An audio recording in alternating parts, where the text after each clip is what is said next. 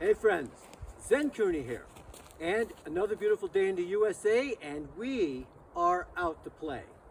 So, what we're going to do right now is show you a move that's great to do if you've got some heavier clubs. So if you got something like 5 pounds and up, it's good. We do these with anywhere from 5 pounds, 10, 15 pounds. If you're stronger, you can do 20, 25 pounds, whatever makes your heart sing.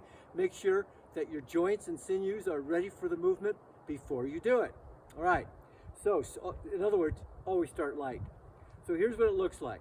We're going to drop it down, do one hand shift, float it up, and hand shift again. So what we're actually doing is a hand shift, pull it back, and a hand shift. Straight out, pull it back, and a hand shift. Straight out, pull it back, and a hand shift. If you go a little bit higher than your shoulder, you get a little bit more float time.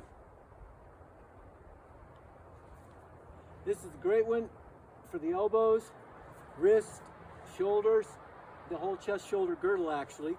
And if you keep your Tai Chi pole nice and straight as you rotate a little bit, helps to align the 3 dantians.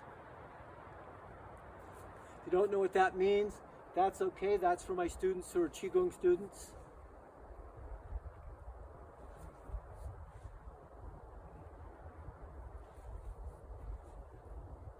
So make sure that you're going out with a straight arm first, then bend elbow, and straighten out again.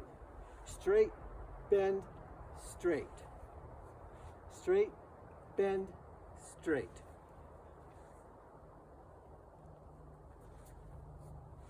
Once more on each side.